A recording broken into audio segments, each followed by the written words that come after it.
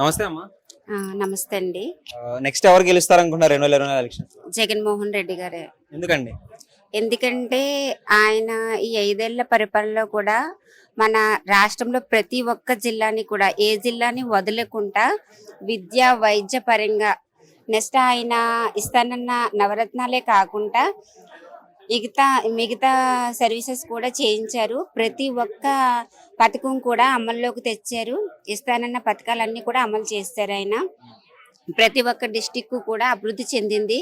విద్య, వైద్య పరంగా కూడా అభివృద్ధి చెందింది. రీసెంట్ గా మన మోకరపాలెంలో కూడా 600 కోట్లు పెట్టి ఒక హాస్పిటల్ కడుతున్నారు. కేహెచ్ లాంటి సదుపాయం కలిగిన హాస్పిటల్ అండి.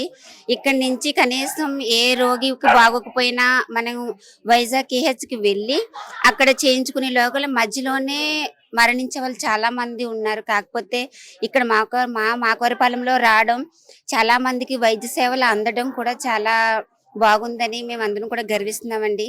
తర్వాత వైఎస్ఆర్ చేయూత కానీ, వైఎస్ఆర్ విద్యా దీవెన కానీ, అమ్మఒడి కానీ, ఫీజు రిమేస్మెంట్ కానీ, రైతు భరోసా కానీ ప్రతి ఒక్క పథకం కూడా కుల మత వర్గ విభేదాలు చూడకుండా ఆయన ప్రతి ఒక్కరికి కూడా ప్రతి 50 ఏళ్ళకి ఒక వాలంటీర్ని పెట్టి వాళ్ళకి ఏ పథకం అందుతుంది, దేనికైతే అర్హులు అవుతారని తెలుసుకొని మరీ కూడా వాళ్ళకి ఆ పథకాలు అన్నది ఇంటి వద్దకే చేరడం జరుగుతుంది.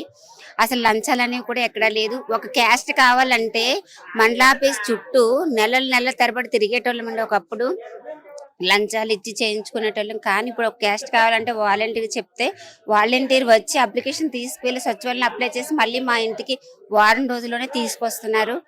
పెన్షన్ సూర్యుడైనా కొంచెం ఉదయించడం లేట్ అవుతుందేమో కానీ ప్రతి ఇంటికి కూడా వెళ్ళి ఉదయాన్నే 6ంటికే పెన్షన్లు, అవ్వ తాతలకు, తర్వాత వృద్ధాప్య పెన్షన్లు, మహిళల పెన్షన్లు, హ్యాండిక్యాప్ పెన్షన్లు అన్నీ కూడా ఇవ్వడం జరుగుతుందండి.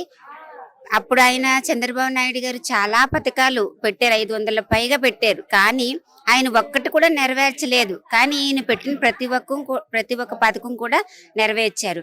నెక్స్ట్ వచ్చేసి ఏంటంటే ఆయన చంద్రబాబు నాయుడు గారు ఒకటి అడుగుతున్నాం, ఎందుకంటే అప్పుడన్ని పథకాలు పెట్టారు కదా, ఒక పథకం కూడా నెరవేర్చలేకపోయారు.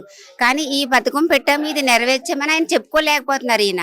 కానీ నెక్స్ట్ వచ్చే తర్వాత కూడా మేము ఇది చేస్తామని కూడా ఆయన చెప్పుకోలేకపోతున్నారు. కానీ పథకాలు పెట్టి అమలు తెచ్చి తండ్రి వలె తనయుడు లాగా అన్ని పథకాలు కూడా ఇచ్చి అన్ని సర్వీసులు కూడా చేసిన దమ్మున్న ముఖ్యమంత్రి ఎవరంటే వైఎస్ రాజశేఖర రెడ్డి కొడుకు జగన్మోహన్ రెడ్డి మాత్రమే. ఆయన శ్రీకాకుళంలో ఉద్దాన హాస్పిటల్ కూడా ఉందండి. అక్కడ ఎక్కువ కిడ్నీల ప్రాబ్లమ్స్ వస్తాయి. కానీ కిడ్నీల ప్రాబ్లం వస్తే కనుక చాలా అమౌంట్ అవుతుంది. కానీ చేయించుకోలేని చాలా పేద ప్రజలు ఉన్నారు.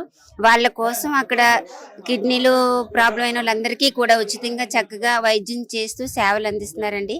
500 కోట్లతో ఖర్చు పెట్టి ఆ హాస్పిటల్ ఆవిర్భావం చేసి చక్కగా పూర్తి చేసి అందరికీ సేవలు అందేలాగా చేస్తున్నారు.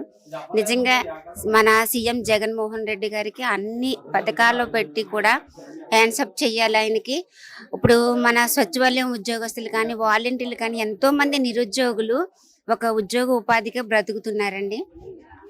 నెక్స్ట్ కూడా ఆయనే వస్తారు. ఎందుకంటే అన్ని విధాల ఆయన పరిపాలన బాగుంది కాబట్టి ఆయనే రావాలని కూడా ప్రజలు కోరుకుంటున్నాము.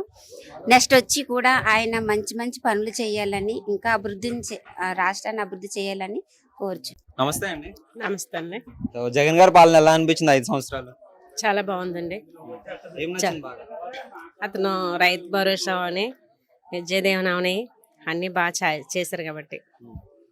ఇంకేం నచ్చింది మీకు బాగా జగన్ గారి పాలన?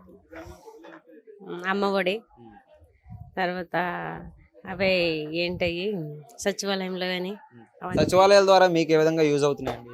ఏం పనికి వస్తుంది? అన్ని ఏవైనా అన్ని చేస్తున్నారు కాబట్టి. ఎలాంటి పనులు జరుగుతున్నాయి సచివాలయంలో? మనం బయటికి వెళ్ళిపోకుండా సచివాలయంలో అన్నీ ఉన్నాయి కాబట్టి అన్ని చాలా బాగున్నాయి. రోడ్స్ కానీ ఇవన్నీ ఎలా ఉన్నాయి? రోడ్స్ చాలా బాగున్నాయి. అంటే స్కూల్స్ అప్పటికిప్పటికి చాలా డెవలప్ చేస్తామని చెప్పేసి జగన్ గారు చెప్తున్నారు. మీరు చూస్తున్నారు ఎలా ఉన్నాయి స్కూల్స్?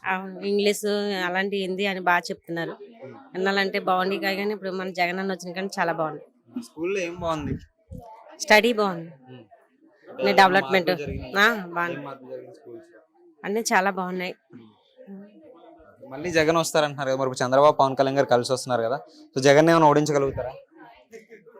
జగన్ రావాలని కోరుకుంటున్నాం, వస్తారని మాకు అంటే నమ్మకం ఇద్దరు కలిసి వస్తున్నారు కదా, మరి వాళ్ళ వైపు ఎక్కువ ఏమైనా ఉంటుందంటారా? లేదు. మా జగన్ అన్నే వస్తారని మా కోరిక, రావాలని కూడా అనుకుంటున్నాం.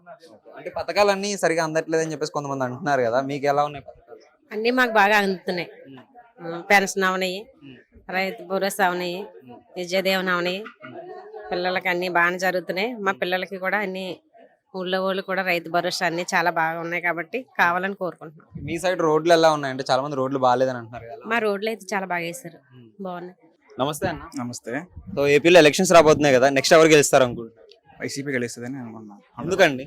ఎందుకంటే అందరూ లబ్ధి పొందారు కాబట్టి ఈ పార్టీలో ప్రతి ఒక్కరికి పేద పేద కుటుంబం అందరూ కూడా లబ్ధి పొందారు కాబట్టి ఖచ్చితంగా ఈయనే గెలిపిస్తారని నమ్మకం అయితే.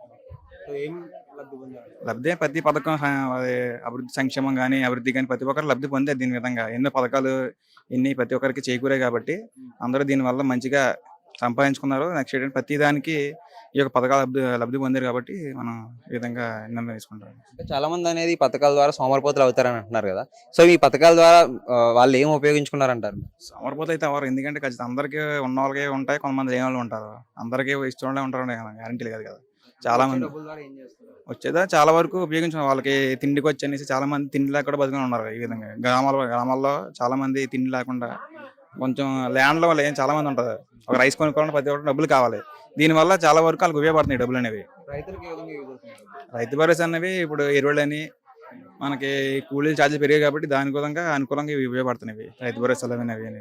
అంటే డెవలప్మెంట్ పరంగా చెప్పాలంటే ఏం చెప్తారు? చాలా మంది డెవలప్ లేదని అంటున్నారు కదా, మీరు డెవలప్మెంట్ పరంగా చెప్పాలంటే ఏం చెప్తారు? డెవలప్మెంట్ అంటే ఇప్పుడు వచ్చిన దగ్గర 15 మెడికల్ కాలేజ్ వచ్చాయి. మూలపేట, శ్రీకాకుళం ఇవన్నీ పోర్టులు కొత్తగా రావడం, ఫిషింగ్ హార్బర్స్, ఎందుకంటే డెవలప్మెంట్ మాకు దగ్గరలోనే కొత్తగా రోడ్లు కూడా వేయించారు ఈ మధ్యనే. సంచలన రోడ్లు మనకు కొత్త ఇప్పుడు ఎన్నడూ మన దగ్గరలో ఎమ్మెల్యే మంత్రులు చాలా మంది చేశారు కానీ ఎవరు చేసినా ఈ విధంగా ఎమ్మెల్యే గారు ఈ విధంగా చేయలేదు. ఎక్కడ ఉద్దానం హాస్పిటల్ అని ఇవన్నీ ప్రతిదీ కూడా మనకు అభివృద్ధి చేశారు. హెల్త్ క్లినిక్స్ వచ్చి ప్రతి విలేజ్లోనే ఏ ఎమర్జెన్సీ అయినా బయటికి పోవాల్సింది ఇంతకుముందు, ఇప్పుడైతే అలా కాకుండా ఊళ్ళోనే మనకి చికిత్స పొందుతున్నాం. దీనివల్ల ఖచ్చితంగా మనకు ఉపయోగపడుతున్నాయి ఇవన్నీ. సో మళ్ళీ నెక్స్ట్ జగన్ గారు వస్తే ఇంకెలాంటి అభివృద్ధి చేయగలరు? మేము చాలా వరకు చేస్తాం, ఎందుకంటే చెప్పింది ప్రతి ఒక్కరు చేస్తున్నారు కాబట్టి అవి నమ్మి ఓటేస్తే ఖచ్చితంగా అభివృద్ధి చెందుతుంది. ఇంకా చెప్పిన ప్రతి ఒక్కటి మనకు అమలు పరిచారు. నవరత్నాలు ప్రతి ఒక్కటి ఏది కూడా ఫెయిల్ అవ్వకుండా అన్ని కూడా అందరికీ సమకూరులో చేశారు కాబట్టి మళ్ళీ ఈయనే గెలుస్తారు. ఈయనకి మనం సీఎం చేయించాలని చెప్పి అందరూ సహకరించాలి. నాడు నేడు పథకం కింద స్కూల్స్ కానీ హాస్పిటల్స్ కానీ ఎలా డెవలప్ అయ్యాయి? చాలా వరకు డెవలప్ అయినాయి. దానివల్ల నిధుల ద్వారా వచ్చిన ప్రతి ఒక్కటి ఉపయోగించుకొని అందరూ ప్రతి విలేజ్లో స్కూళ్ళని డెవలప్ చేశారు. దీనివల్ల ప్రైవేట్ స్కూల్కి వెళ్ళే స్టూడెంట్స్ తగ్గి గవర్నమెంట్ స్కూల్లోనే అభివృద్ధి చెందాయి. మంచిగా టీచర్స్ రావడం, వాళ్ళకి ఎక్స్ప్లెనేషన్ అనేవి అవన్నీ దీని ద్వారా అందే ఫర్నిచర్ అనేవి కొత్తగా ప్రైవేట్ స్కూల్ అలాగైతే అలాగుందో అలా విధంగా చేశారు కాబట్టి నాడు బాగా ఉపయోగపడింది స్కూల్ విధానం. ఫుడ్ అయితే సూపర్. ఎన్ఈపీ అంటే న్యూ ఎడ్యుకేషన్ పాలసీ ద్వారా కూడా మంచిగా అందరికీ ఫండ్స్ చేరిన పోతే టీచర్స్ కూడా మంచిగా వచ్చి వీళ్ళు చెప్పడం జరిగింది. ఇంకొకటి స్కూల్స్ లో డిజిటలైజేషన్ చేశారు కదా, క్లాసెస్ డిజిటల్ స్క్రీన్ పైన చెప్పడం, ఇంకొకటి ట్యాబ్స్ కూడా ఎలా? ట్యాబ్స్ అనేవి ఉపయోగపడుతుంది అందరికి కూడా ఎడ్యుకేషన్ పరంగా. బైజూస్ అని ఇవన్నీ కొత్త యాప్స్ వల్ల ఆన్లైన్ క్లాసెస్ ద్వారా వాళ్ళు కొంచెం బాగా మెర్జ్ అవుతున్నారు వాళ్ళు పిల్లలు అనేవారు.